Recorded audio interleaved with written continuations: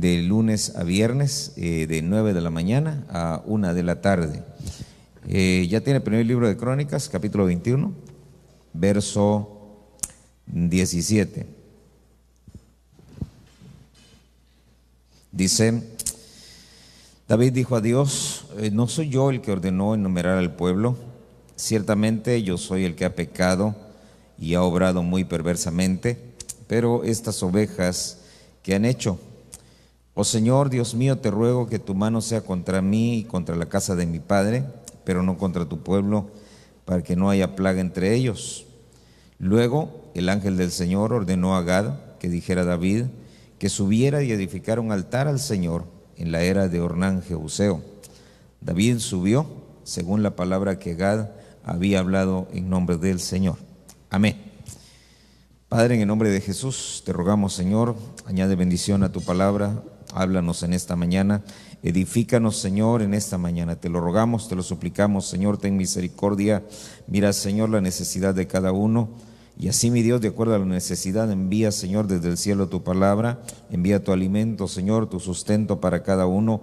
En el nombre de Jesús venimos reprendiendo, Señor, toda oposición en los aires, todo estorbo, Señor, en las mentes, en los corazones, todo aquello, Señor, que esté perturbando la paz, Señor, de tu pueblo. En el nombre de Jesús lo reprendemos en esta hora, Señor, y en el nombre de Jesús te rogamos, Padre bendito, que muevas tu Espíritu Santo en medio de nosotros, Señor, que hagas fluir, Señor, la unción de tus 5 ministerios, de tal manera que seamos edificados en esta mañana. En el nombre poderoso de Jesús rogamos y suplicamos, Padre bendito, para que tu revelación, para que tu luz esté con nosotros, con cada uno, Señor, de tal manera que ninguno salga sin haber recibido, Señor, esa bendición que tú has preparado para cada uno. En el nombre poderoso de Jesús te lo rogamos, te lo suplicamos, Señor, te damos gracias, Padre, en el nombre de Jesús. Amén, Señor, y amén. Gloria a Dios. Muy bien, quiero hablarle un poco acerca de, no sabía yo si hablar acerca de la edificación del templo o la restauración del culto, pero cualquiera de los dos se va a aplicar, ahí va a ver usted por qué. Fíjese cómo David lo lleva o lo empuja, y tal vez la restauración quedaría mejor, porque hay una situación que se da en ese capítulo, usted lo puede leer más despacio después, pero a David le llega a su corazón un pensamiento que no es de él, sino que es un impulso del diablo, es lo que dice la Biblia. Y ese impulso lo lleva a él a actuar, y cuando él, hermano, da las órdenes para que se hagan las cosas, viene el Señor a través de otros y trata de frenarlo, pero dice él: no, vamos a hacerlo, y entonces lo hace. Lo tremendo es que viene el Señor y dice que el Señor se enojó por lo que hizo. Y entonces dice, manda su ángel, y el ángel empieza, hermano, a matar gente, empieza a matar gente, y de pronto dice que está el ángel parado viendo hacia Jerusalén, hermano, y con su espada apuntando hacia Jerusalén, y David lo vio. Y cuando David ve eso, dice que entonces, hermano, se impresiona, de tal manera que habla entonces y le dice al Señor: Señor, yo fui el que dio la orden, yo fui el que pecó, yo fui el que obró de una manera perversa, Señor, estas ovejas no han hecho nada. Y entonces empieza a rogar, y fíjese qué tremendo, porque se pone él de alguna manera entre Dios, hermano, y la ciudad, casi como lo que hizo Moisés.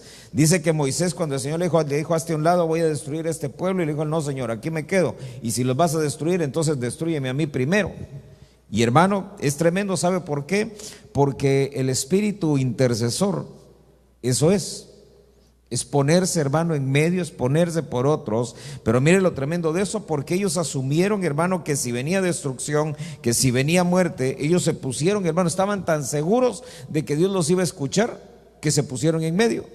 Y lo tremendo es que viene David, hermano, y cuando hace eso, dice que inmediatamente el ángel, hermano, fíjese qué tremendo, porque no dice que hubiera sido Dios, ¿verdad?, sino el ángel del Señor. Dice que le dio órdenes a Gad, que era, hermano, el vidente, el profeta.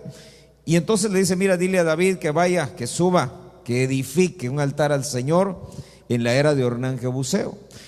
Esa era de Ornán Jebuseo era donde se encontraba el arca del pacto. Ahí fue donde estuvo por un tiempo, hermano, el arca guardada. Y hermano, mandan a David a ese lugar. Llega David entonces, hermano, compra el terreno, ofrece el sacrificio que Dios está pidiendo, que está demandando de él. Y entonces me llamó la atención porque en medio de esa crisis, en medio de esa adversidad, es donde empieza a nacer, hermano, el reordenamiento del culto a Dios. Por eso es que en el primer libro de Crónicas, ahí empieza a ver usted desde el capítulo 21, cómo todas las cosas, hermanos, empiezan a hacer. Acompáñenme al capítulo, ahí mismo en el capítulo 21, verso 28.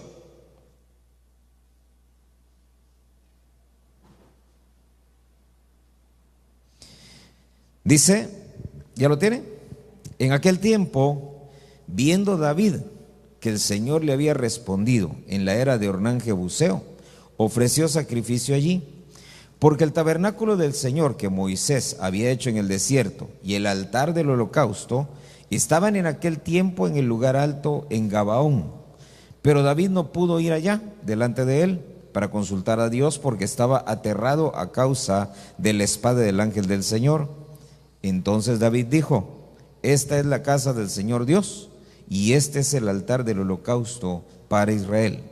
Mire qué tremendo, porque en ese momento se da precisamente, hermano, ya la anulación del tabernáculo de Moisés, y entonces se establece, hermano, un nuevo lugar, un nuevo edificio que todavía no estaba construido. Y mire qué interesante, porque fíjese que el tabernáculo de Moisés existía, estaba armado, estaba establecido. El altar, hermano, que se usaba también existía, pero estaban, dice, en Gabaón. Era un lugar muy lejos, él no podía ir hasta allá. Imagínese, el Señor diciéndole que ofreciera un sacrificio, hermano, él ir hasta ese lugar. Por eso es que el ángel le dice: mira, no vayas hasta allá, aquí está la era de Ornán donde estuvo el arca, y ahí hubo bendición. Entonces haz ahí un tabernáculo y ahí vas a poner, un altar, y ahí vas a ofrecer un sacrificio.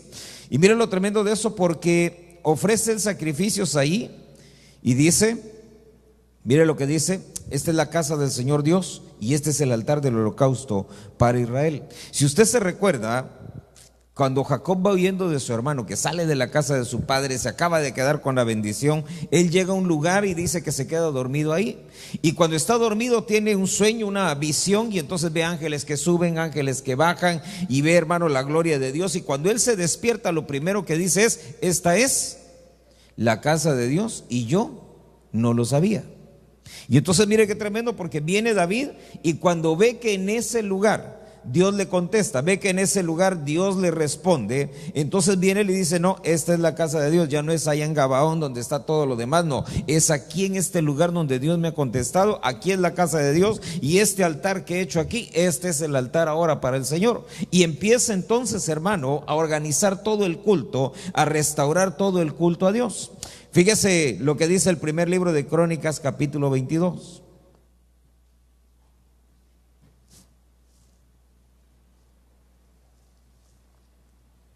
Mire qué tremendo, porque todo lugar que es establecido como casa de Dios debe de ser un lugar donde Dios habla, un lugar donde Dios contesta. Amén. ¿Por qué? Porque, hermano, dice la Biblia que Dios es un Dios de vivos y no de muertos. Amén. Por eso es que cada vez que usted viene al culto, cada vez que usted viene, hermano, para ofrecerle al Señor alabanza, adoración, lo que tiene que haber en nuestro corazón, el deseo interno que tiene que haber, el anhelo profundo que tiene que haber, es que podamos hablar con Él. Es que nosotros podamos recibir, hermano, una respuesta, es que podamos tener nosotros de pronto alguna inquietud, hermano, y que le digamos nosotros: Señor, por favor, habla, y que Dios nos hable. Porque si solo venimos, hermano, sin ninguna expectativa, hermano, ¿sabe qué? Dios puede estar hablando tal vez y no vamos a escuchar. O todo lo contrario, ¿verdad? Usted puede estar rogando, suplicando, pero si no es el lugar, hermano, la casa de Dios, ahí no va a haber respuesta. Por eso mire qué tremendo que dice aquí en el capítulo 22, verso 2. Dice: dio órdenes David de reunir a los extranjeros que estaban en la tierra de Israel, designó canteros para labrar piedras, para edificar la casa de Dios. Preparó David grandes cantidades de hierro para hacer clavos para las puertas de la entrada, para las grapas, y más bronce del que podía pesarse, madera de cedro incalculable, porque los sidonios y los tirios trajeron grandes cantidades de madera de cedro a David. Entonces mire, porque empieza ahora a edificarse en ese lugar empieza a edificarse un templo para el Señor, empieza a hacerse todos los planes. Y fíjese lo tremendo de eso que dice, David empezó a reunir, hermano, todos los recursos. Fíjese que todo lo que usted planifica, todo lo que usted quiere hacer, va a requerir de recursos.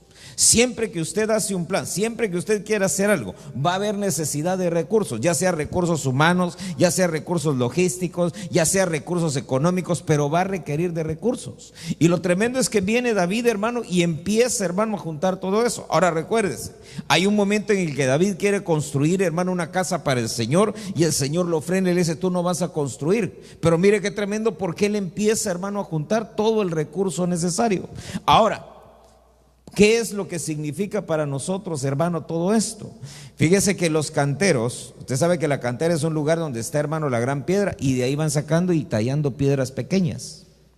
Esas las llevan luego, hermano, y las empiezan, como que fueran legos, ¿verdad? Las empiezan a colocar y una con otra van encajando, van encajando.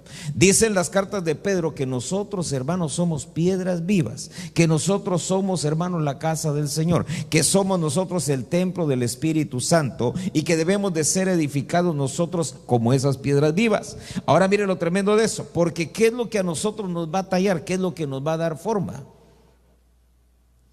Por eso es que es necesario exponernos a la palabra. Fíjese que la palabra dice que es como un martillo que golpea la roca.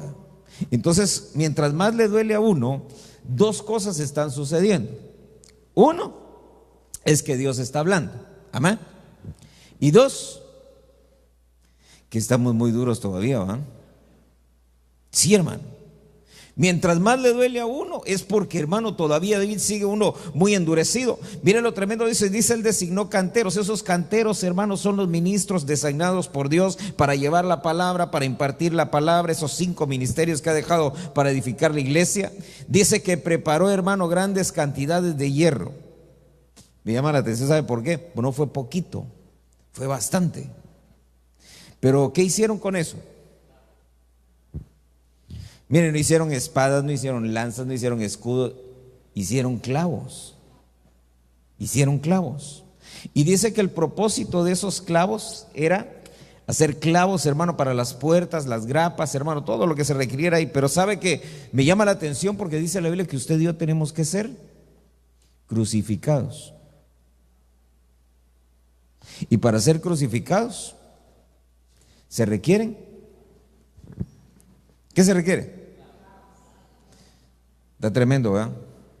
¿Sabe qué? Usted y yo tenemos que entregar, hermano, nuestra vida, tenemos que dejarnos crucificar, porque el que no se deje crucificar, hermano, no se va a poder presentar delante del Señor. Fíjese que de la misma manera que el Señor Jesús murió, nosotros tenemos que morir. Oiga eso, dice también, mandó a conseguir bronce en grandes cantidades también. ¿Y para qué sirve el bronce? Fíjese que el bronce en la Biblia representa el juicio.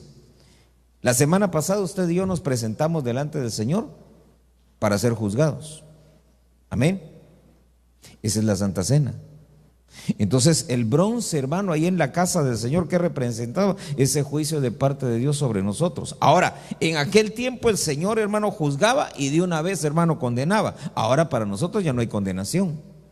Amén. Siempre y cuando, fíjese eso que tremendo, siempre y cuando usted y yo nos presentemos a la mesa del Señor.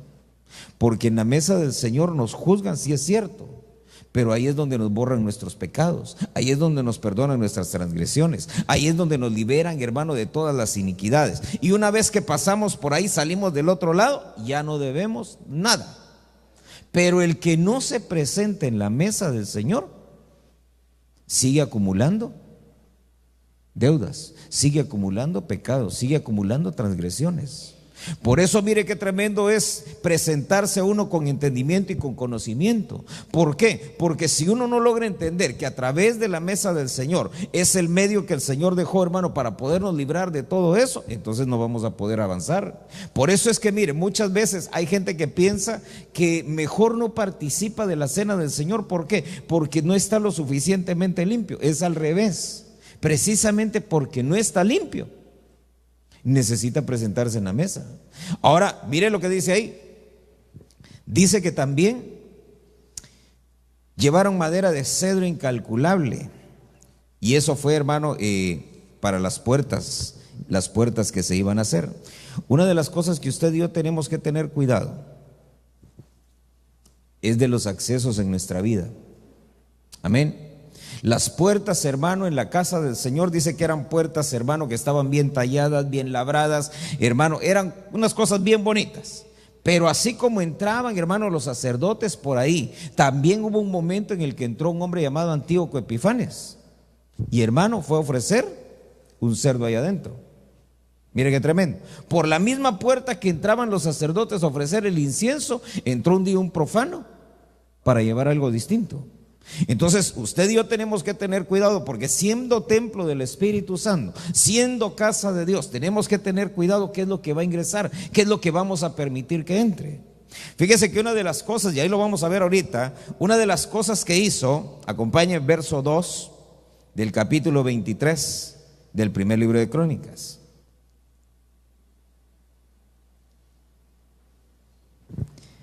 Dice: reunió a todos los principales de Israel, oiga eso, con los sacerdotes y los levitas.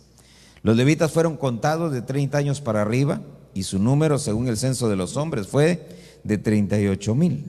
Entonces, mire, viene David, ya eligió el lugar, la era de Ornán. ¿Por qué? Porque ahí el Señor hablaba, porque ahí el Señor contestaba, porque ahí se ofrecía sacrificio al Señor y había respuesta de parte de Dios. Luego entonces viene David, ya que tiene elegido el lugar, entonces viene él y se encarga, hermano, de organizar toda la provisión para ese proyecto. Y entonces, hermano, ahí va toda la logística, ahí va el recurso humano, ahí va el recurso económico. Y en el capítulo 23 y en el verso 2, viene entonces, empieza a llamar él a todos aquellos que se van a encargar de estar siempre cuidando ese lugar, que son, hermanos, los levitas. Usted sabe que los levitas, hermano, toda la tribu de los levitas fueron los que Dios designó para que fueran los sacerdotes. Ahora mire entonces, todos los nacidos en Leví son convocados, los llama. Viene David y le dice: miren, el sacerdocio se ha quedado prácticamente olvidado, no están cumpliendo con sus funciones. Los llama entonces y empieza a reorganizar todo el servicio en la casa de Dios. Fíjese que es interesante que usted y yo veamos esto, porque dice que de 30 años para arriba. Es decir, que para servir al Señor se necesita madurez. Fíjese que si no maduramos nosotros, una persona que no sirve al Señor, que no puede entender el servicio a Dios, ¿por qué es? Porque todavía no ha madurado en la fe. Todavía no ha crecido en la fe. Entonces, mira que está a la par suya y pregunte: ¿eres maduro? ¿Ya maduraste? ¿Estás madurando? Porque fíjese que dice la Biblia que Pablo llega en un momento, creo que con los corintios, hermano, llega y dice: miren, yo les traía vianda sólida, les traía un montón de cosas tremendas acá para darles, pero ahora que vengo me encuentro con que todavía son niños, son inmaduros, y por lo tanto me veo obligado entonces a guardarme toda la rachera que traía y a sacar unos biberones y empezarles a dar un poco de leche. ¿Por qué? Porque son inmaduros. Entonces, ¿sabe que eso es bien tremendo? Porque el ser uno inmaduro lo priva de muchas cosas.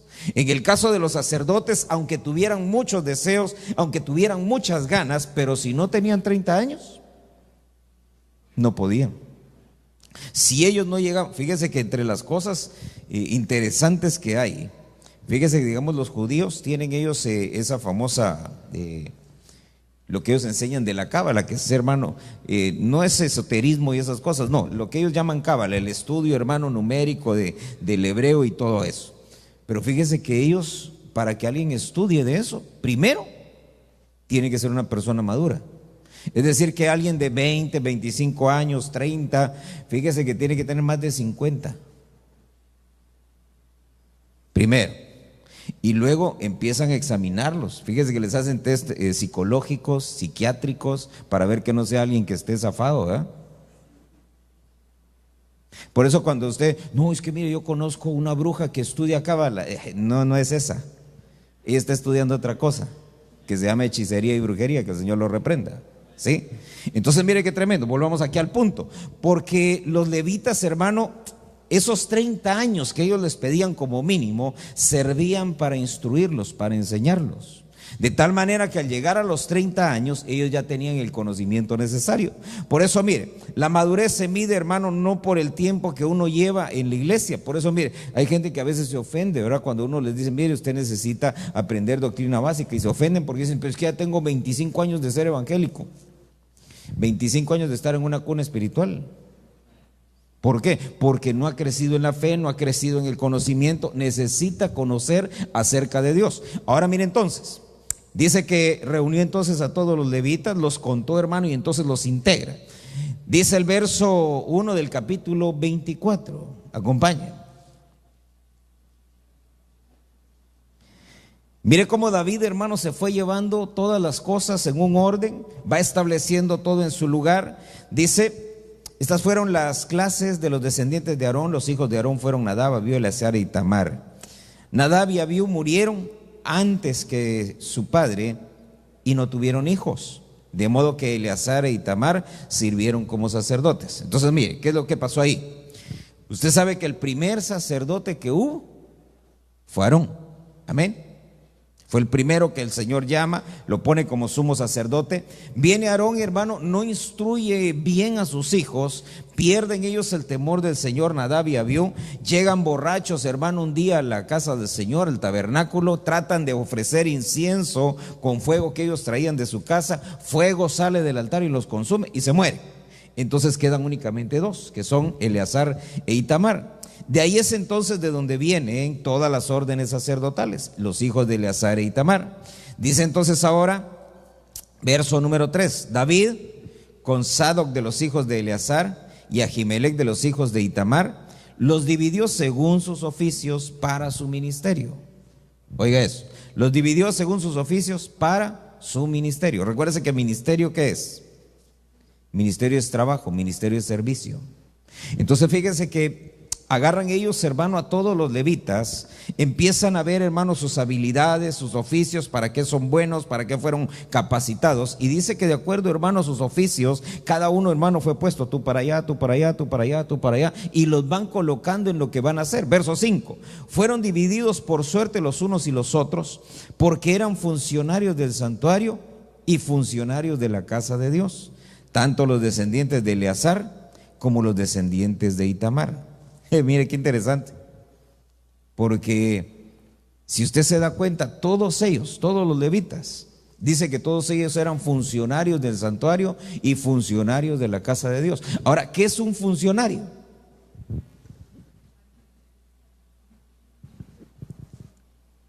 Mire, yo digo que funcionario, si usted se va a la etimología de la palabra, es alguien que desarrolla funciones específicas. ¿Sí? Entonces dice que todos ellos, hermano, tenían que funcionar dentro de la casa de Dios. Y ahí es donde usted y yo tenemos que examinarnos y tenemos que ver si estamos funcionando o no estamos funcionando. Porque, hermano, mire, si en un carro una pieza deja de funcionar, ¿qué pasa? Se la va a poner así, usted tiene su carro, le deja de funcionar el motor, ¿qué pasa? Váyase a algo más chiquito. Tiene su carro, le deja de funcionar la llave, ¿qué pasa? Todo lo demás está bien, lo único que no sirve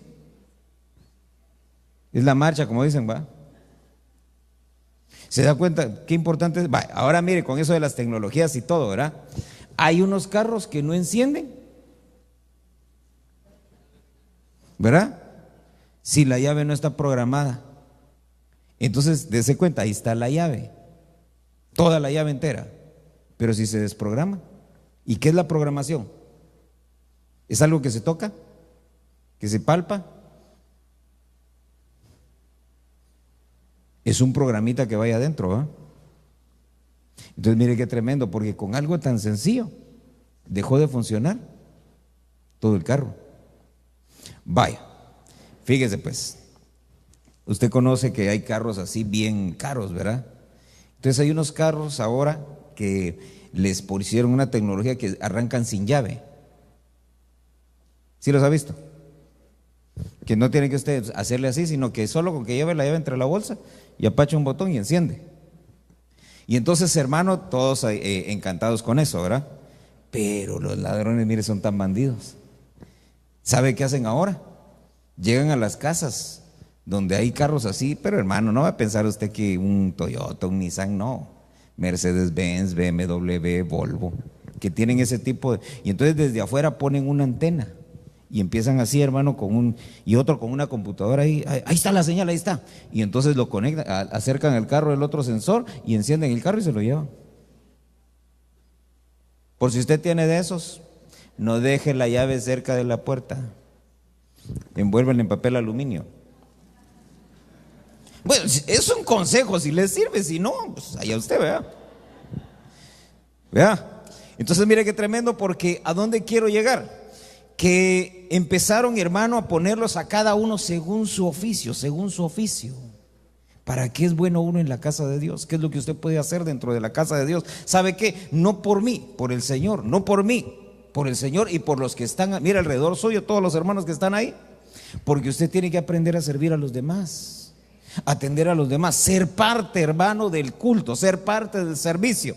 Fíjese entonces, dice cada uno, dice funcionario de la casa de Dios, tanto los descendientes de Eleazar como los descendientes de Itamar. En otras palabras, todos. Amén. No hay nadie que pueda decir que es un bueno para nada. Dice esto, verso 19. Estos fueron sus deberes para su ministerio cuando entraron en la casa del Señor, según la ordenanza que les fue dada por medio de su padre Aarón, tal como el Señor, Dios de Israel, le había mandado.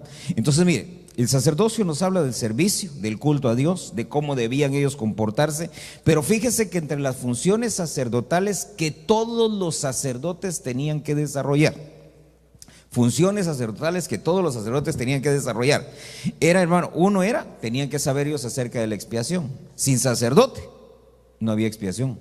¿Por qué? Porque el sacerdote era el delegado de parte de Dios. Sin el sacerdote no había instrucción. Era el delegado de parte de Dios para instruir al pueblo. Por eso es que toda la tribu de Leví, fíjese eso, toda la tribu de Leví, todos tenían que ser maestros, tenían que ser instructores, tenían que tener la capacidad, hermano, de poder instruir al pueblo. Sin el sacerdote, hermano, no había enseñanza, no había culto a Dios, no había intercesor. Por eso es que dice en la carta a los Hebreos que aunque allá en el Antiguo Testamento estaba, hermano, Aarón con todo lo que representaba, Leví con todo lo que representaba, pero dice que ahora a través de Cristo Jesús Él ofreció un nuevo y mejor sacrificio y Él fue constituido sumo sacerdote delante de Dios a favor de nosotros. En otras palabras, ya no es el sacerdocio de Aarón, ahora es el sacerdocio de Melquisedec, que es Cristo Jesús. Ahora usted y yo tenemos que funcionar en ese sacerdocio.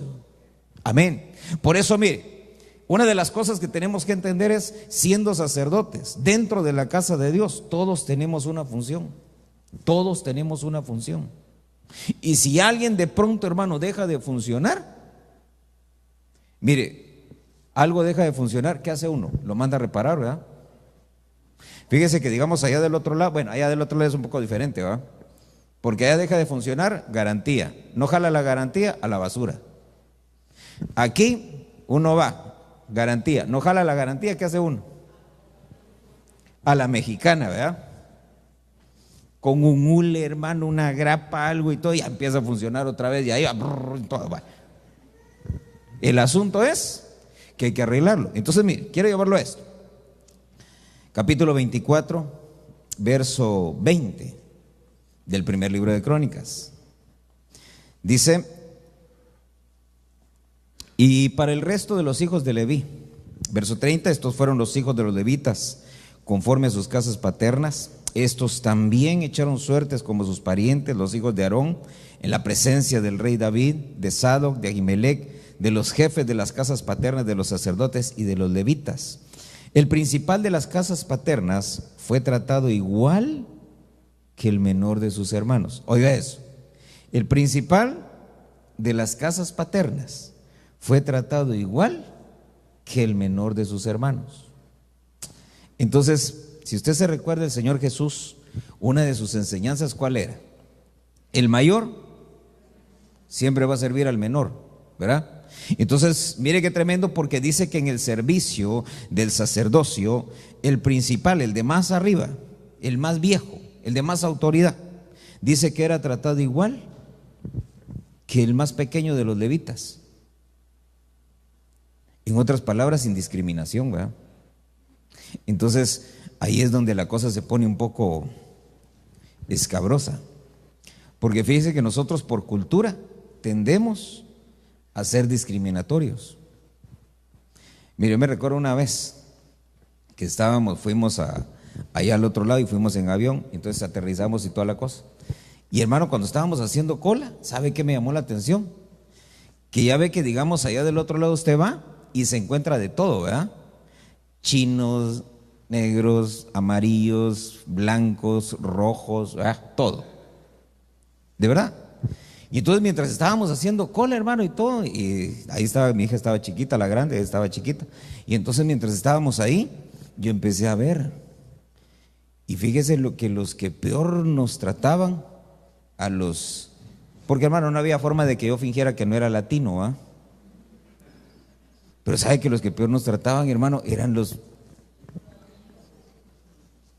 cara de mexicano igual que yo, de verdad. Y hermano, y uno se quedaba así, y hablan español, pero no quieren hablarle a uno en español. Bueno, pero ¿sabe qué fue lo tremendo? Y yo ahí, hermano, decía, Dios mío, que nos toque con alguien, buena gente, decía yo. Y mientras más nos íbamos acercando, hermano, y un morenito, un amarillo, y decía, Dios mío, nos va a tocar con uno. Y en eso de repente aparece un bigotudo enojado. Y nosotros, hermano, dije al cuartito, ¿va? Que si no, se abrió otra ventanilla y nos metieron por ahí. Y entonces era un gringo así, hermano, güero, blanco y todo, bien sonriente, hermano. Y entonces nos habló en inglés y pues como no macala la Castilla, la teniente, decía aquel. Entonces, hermano, no, bueno, entonces nos empezó a hablar en español. ¿Y dónde va? Y que no sé qué, que aquí, que allá, y pase adelante, bienvenido. Y dije, oh, gracias a Dios, dije, oh, porque hermano, yo sentía que si nos tocaba con los otros, hermanos, nos mandaban de regreso. Ahora, ¿sabe qué es lo tremendo? Que tendemos por cultura a ser discriminatorios. Sentimos que de pronto tenemos algo que nos hace un poquito más que el resto. Y entonces empezamos a pararnos encima del resto.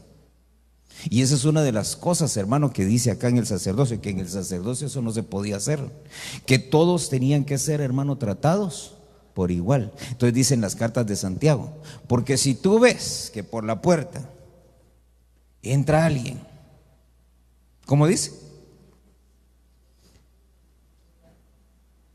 Que se bajó de un Mercedes-Benz y que se baja con ropa de categoría y etcétera, vas corriendo, dice, a recibirlo, lo sientas en el lugar de más adelante, le das honra delante de todos. Pero si entra un pobre, eso dice Santiago, ¿verdad? Entonces, ¿sabe que es bien tremendo, hermano, que esas cosas se den dentro del cuerpo de Cristo? Por eso es que mire, desde allá, desde el sacerdocio, allá del sacerdocio de Aarón, esas cosas ya no estaban permitidas. Esas cosas, hermano, eran cosas que se tenían que erradicar, que se tenían que quitar, que un sacerdote, hermano, no las podía tener. Por eso es que usted y yo no podemos ser discriminatorios. Amén. Usted no puede ver a alguien, hermano, por encima del hombro, aunque el diablo le diga que tiene razones para hacerlo. Amén. Ya le vi que se quedó un poquito serio, pero no se ponga así, yo sé que usted no es así. ¿O sí? Mire pues, dice, mire, hablemos un poquito de otras cosas. Primera de Crónicas 15. Primera de Crónicas 15, verso 22.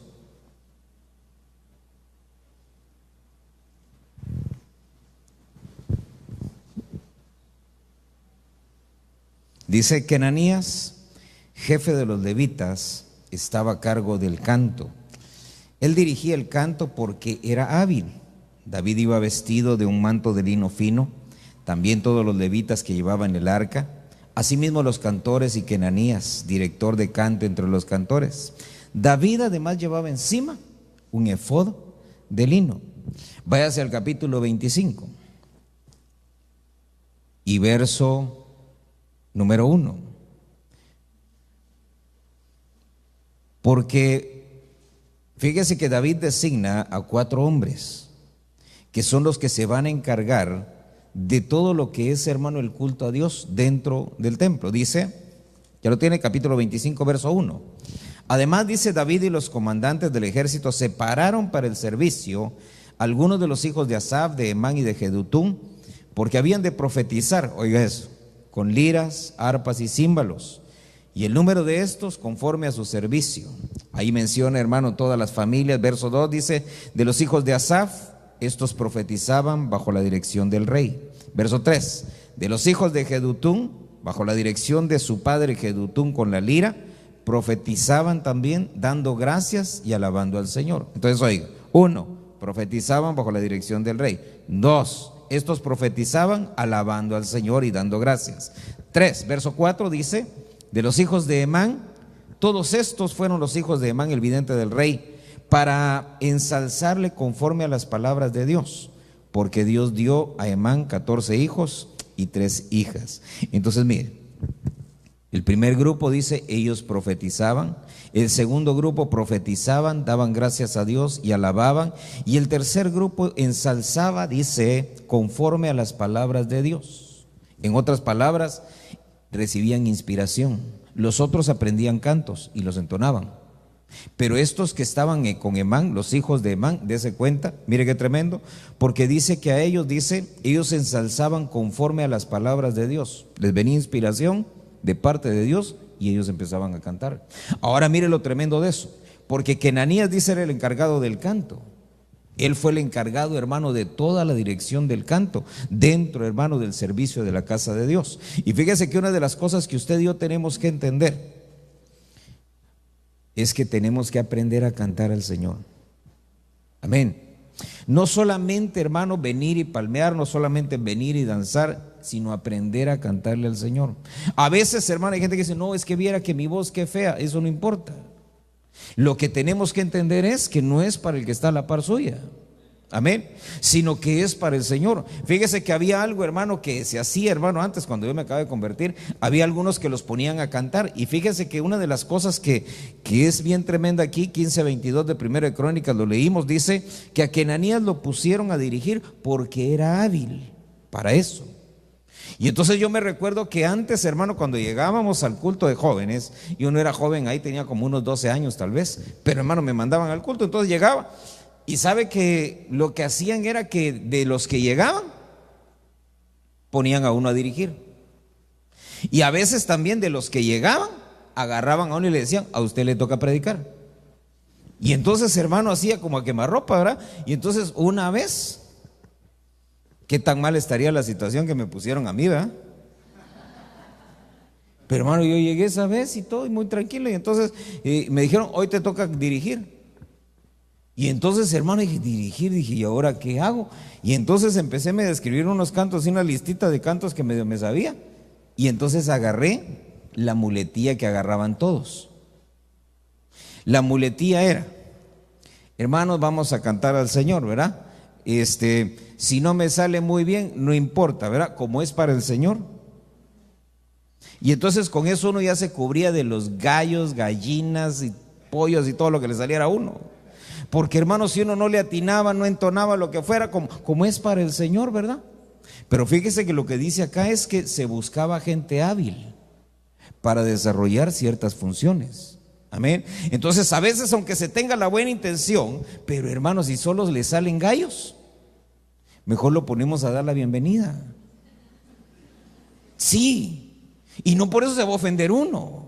Ay, qué discriminatorio, no me dejan cantar. No, nos va a desentonar a todos, pero hay otras cosas que puede hacer. Por eso, mire, el sacerdocio era completo, el sacerdocio era total, abarcaba, hermano, todas las áreas, hermano, del templo, de tal manera que todo estuviera atendido. Por eso dice que Ananías fue puesto en el canto, hermano, porque era hábil, podía hacerlo, tenía el don, tenía la habilidad.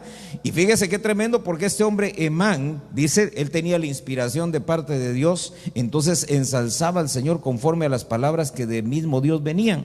Dice, Dios dio a Emán hijos, todos, dice, estos estaban bajo la dirección de su padre. Entonces mire, eso es bien importante, para poder servir uno al Señor dentro de su casa. Uno tiene que saber someterse bajo una autoridad. Uno tiene que saber reconocer una autoridad. ¿Por qué? Porque, hermano, si no, no se puede. De la misma manera que usted tiene un trabajo, tiene que reconocer la autoridad del jefe. Si no, ¿qué va a pasar? Se queda sin trabajo. Si usted, hermano, tiene de pronto un negocio y usted tiene empleados, ¿quién es la autoridad ahí? Y si alguno no se le sujeta. Usted tiene el negocio, tiene 50 empleados, pero le sale uno ahí rebelde, contestón, gritón, llega tarde, se va temprano, puro albañil, ¿verdad? Así dicen por allá, ¿verdad? Ahora mire qué tremendo, ¿sabe por qué? Porque no podemos nosotros servir al Señor sin reconocer una autoridad y someternos a ella. Amén. Dígale que está a la par suya, aprendamos a estar bajo autoridad.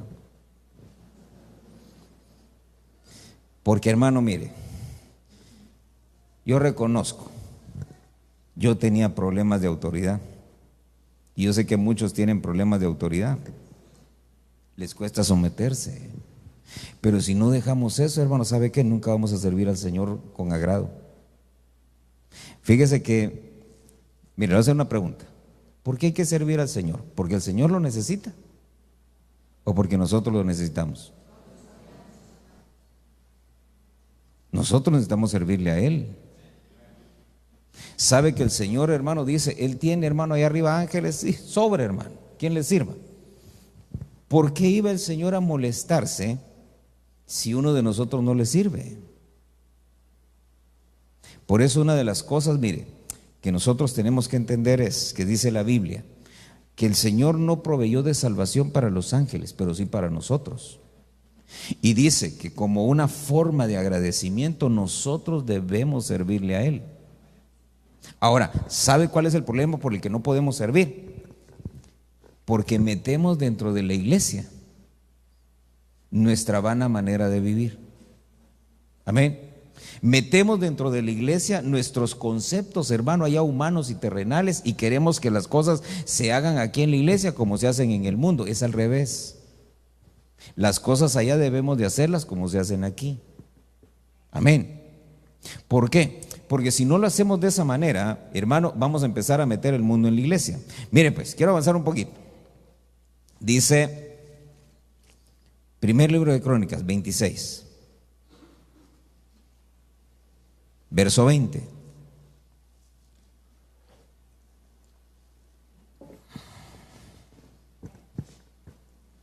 Dice, y los levitas, sus parientes, estaban a cargo de los tesoros de la casa de Dios y de los tesoros de los presentes consagrados. Entonces, mire, había tesoreros. ¿Quiénes eran los tesoreros? Los levitas. Ellos, dice, y sus parientes estaban a cargo de los tesoros. Entonces, mire, un tesorero es aquel que está designado para cuidar, hermano, la riqueza, para administrar la riqueza. Entonces, si usted y yo somos el nuevo sacerdocio, el sacerdocio de Melquisedec, tanto usted como yo somos tesoreros de parte de Dios. Mire qué tremendo esto. La primera riqueza que Dios ve de nosotros es cuando nosotros tenemos hijos, porque dice, herencia de Jehová son los hijos. Amén. Es la primera riqueza que uno tiene que cuidar, es la primera riqueza, hermano, que uno tiene que estar custodiando. Otro tesoro que aparece en la Biblia es la palabra, y dice allá en el libro de Proverbios, dice, compra, dice, y no vendas. Compra la palabra, no la vendas. Es otro de los tesoros que tenemos que cuidar. Otro tesoro que aparece en la Biblia, la sabiduría. Otro tesoro que aparece, que le dicen a Timoteo, la sana doctrina, las sanas palabras. El otro tesoro que aparece también ahí en la Biblia dice el buen fundamento, que es Cristo Jesús, la base de todo lo que nosotros vamos a hacer. Mire otro tesoro que aparece ahí, dice, porque dice el hombre de su corazón, dice, saca del buen tesoro o del mal tesoro de su corazón, dice, saca cosas. Entonces, fíjese que ese tesoro del corazón puede ser bueno y puede ser malo, según lo que usted guarde. ¿Y sabe qué es lo tremendo? Que no puede uno mezclar las dos riquezas, la buena con la mala. O tenemos bueno o tenemos malo. Por eso dice Santiago también, ¿verdad? De una fuente no puede salir dos clases de agua. Entonces usted y yo tenemos que tener cuidado que esos tesoros que hay en nuestro corazón, hermano, no vayan a ser buenos y malos, porque entonces vamos a tener un corazón dividido, y un corazón dividido, dice la Biblia, no va a agradar al Señor. Mire este otro tesoro, el temor del Señor. ¿Para qué servirá el temor del Señor? Bueno, le voy a cambiar un poquito la pregunta. ¿Alguna vez usted ha tenido temor? ¿A qué le tiene miedo?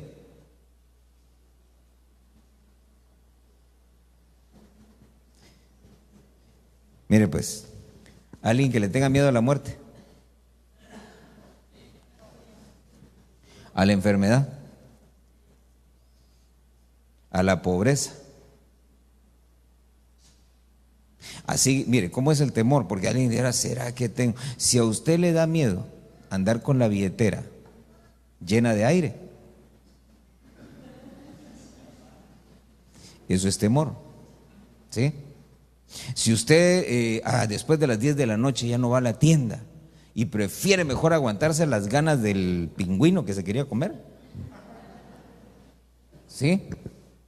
Eso es el temor. Entonces, mire, el temor es aquello que de repente nos frena, nos priva de hacer algo. Amén. Entonces, el temor al Señor es lo que nos va a frenar, nos va a privar de hacer algo que ofenda al Señor. Amén. Es aquello que de pronto llega, hermano, en forma de pensamiento. Es aquello que llega a veces en forma, hermano, de un escalofrío, ¿verdad? Es aquello que llega a veces, hermano, en la forma de otro hermano, decirle a uno que no haga uno lo que está pensando hacer. Entonces, el temor del Señor es el que nos priva, hermano, de ofender al Señor. Por eso es que es un tesoro, porque cuando se pierde, suceden cosas como la que le sucedió a los hijos de Aarón, como lo que le sucedió a los hijos de Elí. ¿Se recuerda? Los hijos de Aarón, que fuego salió del altar y los quemó, y los hijos de Elí, que llega un momento en el que el Señor le dice, mira, tus hijos ya no son hijos míos, sino que son hijos de Belial, o hijos del diablo. Y entonces dice, de tal manera que Dios dispuso que mejor se murieran. Entonces mire qué terrible, porque el perder el temor del Señor lo que abre es una puerta para que uno sea reengendrado, y sea reengendrado para las tinieblas. Ya fuimos engendrados para Cristo, gloria a Dios, pero si uno abre la puerta, uno puede ser reengendrado para el otro lado. Y una vez reengendrado para el otro lado, hermano, mire, mejor acompáñame al capítulo 26, verso 29. Dice, mire esto qué tremendo. En cuanto a los isaritas, Kenanías y sus hijos fueron asignados para los negocios exteriores de Israel como oficiales y jueces. En cuanto a los hebronitas, Hasabías y sus parientes, 1,700 hombres de valor, estaban a cargo de los negocios de Israel al occidente del Jordán y de toda la obra del Señor y del servicio del rey. Lo que quiero que veas es esto, verso 29. Dice que este hombre Kenanías, recuérdese, Kenanías era el que se encargaba ¿de qué? Del canto. Del canto. Su habilidad, hermano, ¿cuál era? Que podía cantar, que se podía expresar, que él recibía inspiración de parte de Dios y entonces, hermano, se podía expresar. Entonces mire qué tremendo, porque dice que a él lo pusieron en la Secretaría de Relaciones Exteriores. Sí, eso es, mire lo que dice ahí. Fueron asignados Kenanías y sus hijos para los negocios exteriores de Israel, es decir, en su trato con los de afuera. Entonces usted y yo, como sacerdotes, tenemos que saber comportarnos y tratar con los de allá afuera. Amén. Por eso es que dice la Biblia, ¿verdad? Hay un momento en el que el Señor dice, aprendan de los de allá afuera, dice, cómo los de allá afuera en sus relaciones se llevan con los demás, para que nosotros aprendamos a hacer lo mismo. Entonces mire, se ponen ellos acá, dice, fueron asignados para esos negocios exteriores como oficiales y como jueces también. Entonces usted y yo en nuestro trato con los de afuera, porque hermano, no podemos desconectarnos. Sabe que cuando el Señor oraba por sus discípulos, allá en el libro de Juan, dice la Biblia que mientras él oraba, dijo, Señor, mira, yo te pido por ellos para que los guardes, no para que los saques del mundo, porque ellos tienen que estar en el mundo. Lo que te pido es que los guardes de ese mundo. Entonces usted y yo, hermano, tenemos que estar aquí en el mundo. tenemos que desarrollarnos, tenemos que ir a un trabajo, tenemos que ir a la escuela, tenemos que hacer muchas cosas. Pero lo que tenemos que aprender es cómo relacionarnos con los de afuera.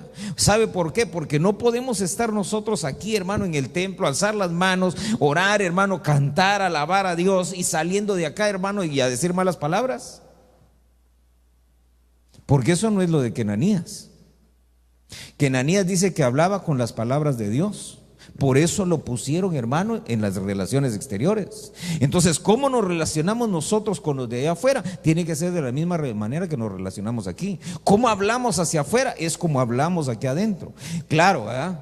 Va a decir, no vaya a decir alguien, ¿verdad? Bueno, y como digo malas palabras allá, las voy a decir aquí también. No, al revés. Tiene que quitarse eso, tiene que entregarle todas esas cosas al Señor. ¿Por qué? Porque nuestro trato con los de afuera nos van a juzgar. Por eso, mire, dice que ellos fueron oficiales y fueron jueces. ¿Qué quiere decir eso? Que usted tiene que aprender a juzgar su comportamiento allá afuera. Amén. No espere a que el Señor lo juzgue, porque si el Señor lo juzga, lo va a demandar. Júzguese usted, y si tiene que corregir, empiece a corregir. Amén. Pero no se quede usted esperando a que sea el Señor el que lo corrija. ¿Por qué? Porque, hermano, dice que Dios, cuando nos disciplina, nos va a disciplinar mejor que nuestros padres. Y disciplinarnos mejor que nuestros padres no quiere decir que no nos va a dar un varejonazo. Por eso dice, los hicieron hábiles, como Kenanías, en sus relaciones hacia afuera. Los hicieron jueces de su propio comportamiento. Porque, hermano, mire, la Santa Cena es lo que nos enseña. ¿Qué nos enseña? Que estando, hermano, frente a la mesa del Señor, aprendamos a juzgarnos, a examinarnos, a condenar el pecado, a reconocer el pecado, la transgresión, a confesar la iniquidad, a pedir perdón por esas cosas y entonces participar uno de la mesa. Entonces aprender uno a comportarse de afuera, a manejarse de afuera, a juzgarse de afuera, es lo mismo. ¿Cuál es la única diferencia? Que usted no va a ir con el pan y el vino en la mano todo el tiempo, pero lleve en su corazón al Señor Jesucristo. Amén. Por eso es que, mire, tenemos que aprender nosotros, como estos hombres, a ser jueces y a juzgar nuestras relaciones, hermano, allá afuera. ¿Qué implica eso? Que si hay algo que no conviene, ¿qué hay que hacer? Quitarlo. Si hay una amistad que no le conviene allá afuera, córtela. Si hay una relación, hermano, que en lugar de servirle de edificación, lo que hace es que cada vez que se encuentra con ella, lo induce al pecado,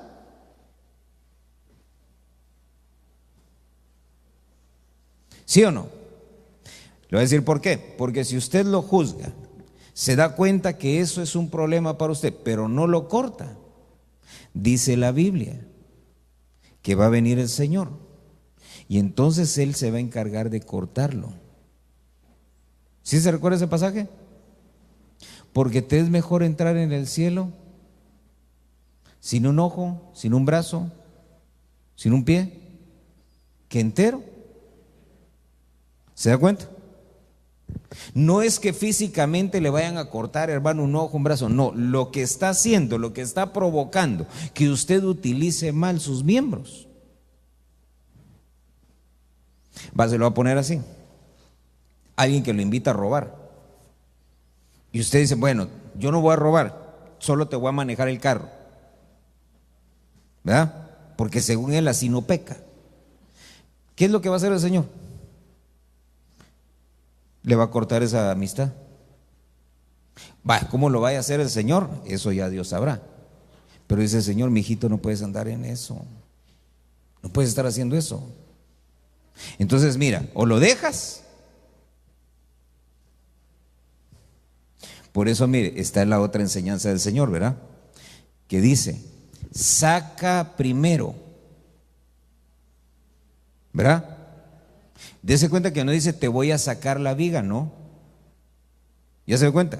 Dice, saca primero la viga para que puedas ver. Entonces, dese cuenta que hay cosas que Dios va a hacer, como cortar. Y hay cosas que usted y yo tenemos que hacer, como sacarnos la viga del ojo para poder juzgar bien. ¿Por qué? Porque a veces creemos, hermano, que hay cosas que no son malas, y sí son malas. Nada más que decimos, no, es que pues yo lo he hecho y Dios no me ha hecho nada. Está esperando a que Dios le haga algo. Es que mire, a veces así decimos, ¿verdad? Es que llevo tanto tiempo haciéndolo y como Dios no me dice nada, como no pasa nada, entonces yo creo que está bien. Y lo que sucede es que dice la Biblia que Dios extiende su misericordia. ¿Se recuerda? Dice, nuevas son cada mañana sus misericordias y su fidelidad. Entonces, sabe que de pronto pensamos nosotros que Dios está avalando las cosas malas, que sabemos nosotros como jueces que están malas, y no, lo que está haciendo Dios es extendiendo.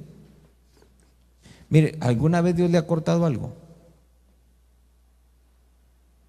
No. ¿Nunca ha tenido usted la sensación de que como que lo pararon en seco? ¿Sí?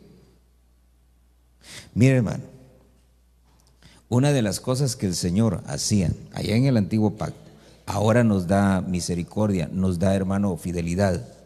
Pero en el antiguo pacto, ¿se recuerda cómo se termina el ministerio de Jonás? Dice que Jonás, hermano, se enoja, se da una legadita con el Señor y ahí se acabó el ministerio. Ahí se acabó. El último que habla es el Señor y no se vuelve a saber más, hermano, de Jonás. Entonces sabe que de pronto usted y yo tenemos que tener cuidado y empezar, hermano, a juzgar y empezar a actuar como oficiales con nuestra vida. Amén. ¿Por qué? Porque ya tenemos conocimiento, porque ya tenemos entendimiento, porque ya aprendimos. Amén. Algo que Dios a usted ya le enseñó y que usted ya lo aprendió, Dios no se lo va a enseñar por segunda vez. Lo que el Señor espera es que usted empiece a actuar. Amén. A veces nosotros decimos, Señor, confírmamelo. ¿Para qué? ¿Sabe que eso fue lo que hizo, yo se lo digo a cada rato, Gedeón? Señor, dame la señal que este vellón de lana parezca mojado y la tierra seca. Y al otro día, hermano, así amaneció. Entonces al otro día cuando se quedó pensando, dijo, Señor, ya lo pensé bien, ese estaba muy fácil, mejor al revés, que esto amanezca seco y que todo lo demás esté mojado, y cabal, hermano, también. Y ya iba para la tercera señal cuando el Señor le dijo, tú te levantas, te vas de aquí, vas a hacer lo que yo te digo. ¿Por qué? Hermano, nunca hubiera parado con las señales. Entonces mire, no se trata de que Dios le confirme lo que ya le dijo. Si ya Dios se lo dijo, actúe, obre. Hermano, es que no tengo fuerzas, entonces pídale fuerzas al Señor. Hermano, es que mire, la verdad es que no quiero. Entonces dice la Biblia que Él da el querer como el hacer, y que uno le pida a Él, hermano, eso precisamente. Pero no se acomode, hermano, a esas cosas. Mire esto, ¿sabe por qué? Porque si somos nosotros tesoreros, no podemos ser tesoreros fieles. Mire, quiero mostrar algo porque el tiempo se me acabó. Déjeme brincarme aquí. Capítulo 27, verso 32.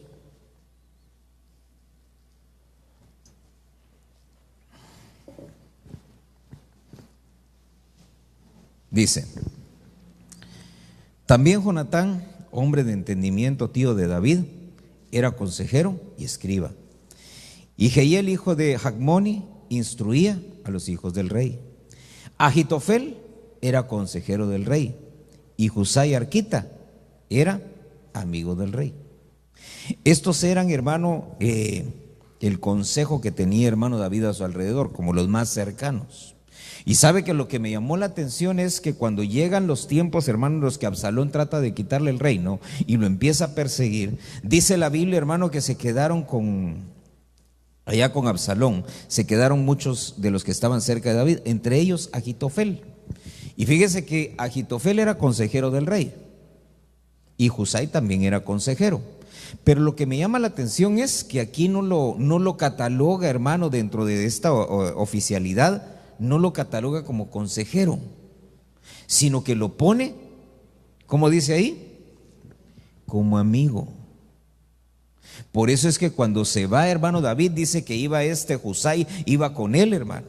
Y entonces le dice a David, no, le dice, ¿por qué vienes conmigo? No, yo no me quiero quedar aquí, yo me voy contigo. No, le dice, quiero que regreses y que vayas a aconsejar a Absalón. Y todo lo que diga Ahitofel, tú vas a decir lo contrario. Le vas a llevar la contraria para confundir al rey. Y entonces, hermano, Husai se regresa porque era amigo del rey. Entonces mire qué tremendo. Agitofel se queda. Él solo era un consejero. No tenía ningún vínculo con David. Por eso es que se le hizo fácil, hermano, traicionarlo. Entonces viene David, agarra a Husai, que sí era su amigo, y lo manda y le dice: vete de regreso. ¿Sabe que me llama la atención? ¿Por qué? ¿Cómo David lo manda a la boca del lobo? No solo eso, sino que tenía la seguridad y la certeza de que Husai, ya estando ahí, no lo iba a traicionar. Porque, hermano, imagínese, Husai sabía que él iba a estar ahí, y estaba Absalón, estaba Agitofel y todos los demás consejeros traidores, y solo él estaba ahí, de los de David. ¿Cómo es que estaba tan seguro David de que Husai, hermano, ya estando ahí, no iba a decir: bueno, si todos aquí están en contra, pues yo me voy a hacer también en contra de David?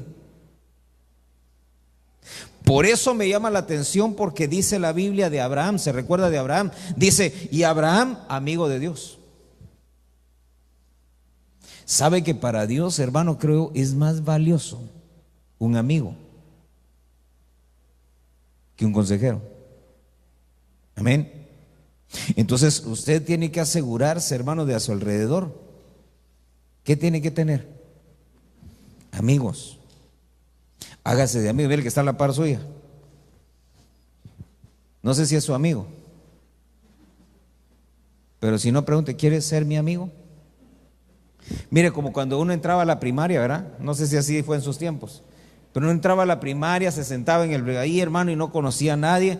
Y entonces, hermano, uno: ¿quiere ser mi amigo? Le decía a otro en el recreo, y no, sí está bueno, vaya. Y hermano, ya estaba uno ahí, ya estaba uno jugando, pero la pregunta, ¿verdad? ¿Quiere ser mi amigo? Lo terrible cuando le decían que no. Sí, habían unos niños que sí decían que no.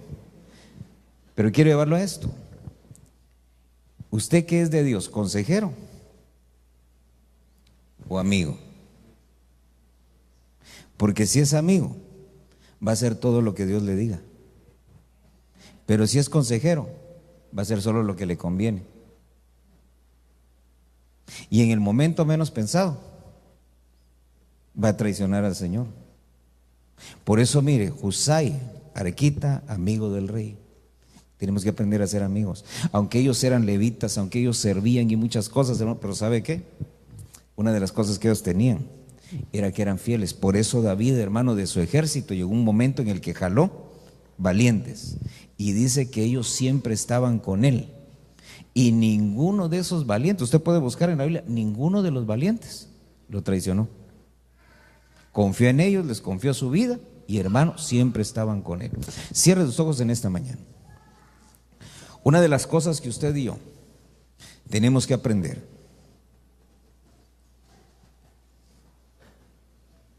es a ofrecerle al Señor un culto racional, un culto integral, un culto como sacerdotes, un culto con entendimiento, un culto donde nosotros entendamos, comprendamos lo que estamos haciendo, un culto donde expresemos nosotros, no solamente con nuestra mente, sino que expresemos con nuestras manos, con nuestra boca, con nuestros labios, aún con nuestros pies, que aprendamos a expresarle al Señor nuestra alabanza. A veces el tiempo es muy corto, pero creo que es necesario que empecemos a recordar qué es la alabanza, qué es la adoración, cuáles son esas expresiones que Dios espera de cada uno de nosotros. Porque Dios es un Dios de vivos y no de muertos. ¿Qué es lo que espera Él de nosotros? ¿Qué es lo que Él demanda de nosotros? Él solamente demanda de nosotros una vida íntegra, una entrega total. No puedes entregarle a Dios pedazos de tu vida, porque Cristo no entregó pedazos de su cuerpo por ti.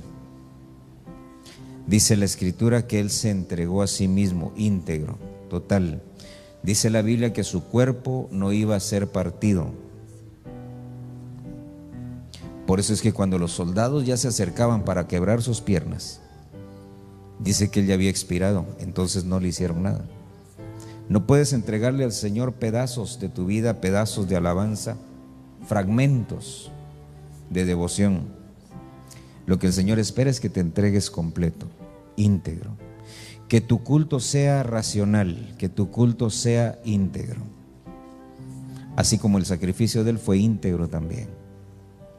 Y ahí con tus ojos cerrados, ponte de pie. Alza tus manos al cielo. Alza tus manos al cielo y dile: Señor, ten misericordia. Ten misericordia, Señor. Enséñame a alabarte, enséñame a adorarte, enséñame a servirte. Enséñame, Señor, a ofrecerte, Señor, un culto racional. No solamente, Señor, un culto donde nos hacemos presentes para tratar de equilibrar, Señor, nuestras fallas. No solamente, Señor, una reunión donde venimos, Padre, para tratar, Señor, de apaciguar de alguna manera tal vez tu inconformidad porque no te estamos dando lo que tú te mereces. En el nombre de Jesús, ten misericordia, Señor. Ten misericordia y enséñanos, instrúyenos. Ten misericordia y despiértanos, Señor. Mira, Señor, aquellos corazones dormidos, aquellas almas dormidas, Señor, aquellas mentes, Señor, aletargadas, en el nombre poderoso de Jesús. Señor bendito, ten misericordia. Y así como dice tu palabra, Señor, te rogamos, Señor, que agites tus alas, Señor, sobre nosotros. Que agites tus alas, Señor, sobre este nido. En el nombre de Jesús, de tal manera, Señor, que hagas despertar, Señor, a cada uno, Señor, de los que estamos acá. A cada uno, Señor, de los que somos parte, Señor. En el nombre de Jesús. Te lo rogamos, te lo suplicamos, Señor, ten misericordia. Ten misericordia y despiértanos. Ten misericordia y avívanos. Ten misericordia y recuérdanos, Padre bendito, para qué tú nos has llamado, para qué tú nos has salvado. Ten misericordia, Señor, y despiértanos, avívanos, Señor, atráenos hacia ti en el nombre de Jesús. Espíritu Santo, te rogamos, pon en nosotros el querer como el hacer. Pon en nosotros el querer como el hacer. Que podamos nosotros, Señor, así como esos sacerdotes, Señor, poder presentarnos delante de tu presencia, Señor, y ejercer cada uno, Señor, aquella función, aquel oficio para el cual, Señor, tú nos has llamado. En el nombre de Jesús, ten misericordia, Señor, haz tu obra. En el nombre poderoso de Jesús te lo rogamos, te lo suplicamos, Señor. Te damos gracias en esta hora, en el nombre de Jesús. Haz tu obra en cada uno de nosotros, Señor. Cámbianos y transfórmanos. Haznos a tu imagen, Señor, cada día.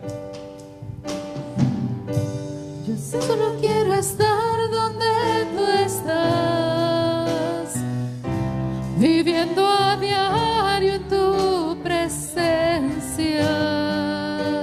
No quiero darte solo adoración. Yo quiero ser adorador. Yo solo quiero estar donde tú estás, en tu habitación por siempre. Llévame al lugar donde tú estás. Yo quiero estar donde tú estás. Yo solo quiero estar donde tú estás, viviendo a diario en tu presencia. No quiero darte solo adoración. Yo quiero ser adorador. Yo solo quiero estar donde tú estás, en tu habitación por siempre. Llévame al lugar donde tú estás. Yo quiero estar donde tú estás. Yo quiero estar contigo, morando en tu presencia, comiendo de tu mesa, rodeado de tu gloria, en tu presencia.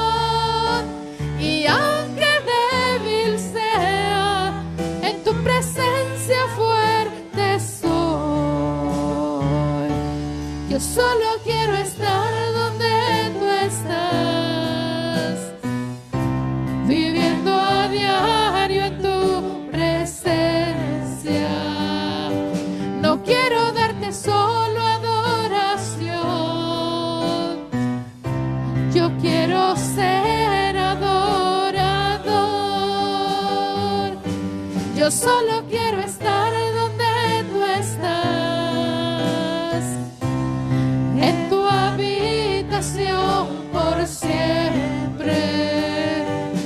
Llévame al lugar donde tú estás.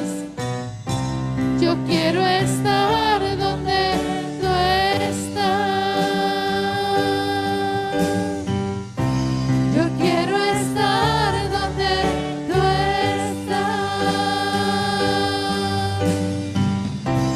Yo quiero estar donde tú estás. Amén. Bendito Dios y Padre. Te alabamos. Te damos gracias. Muchas gracias. Muchas gracias. Señor, te damos gracias.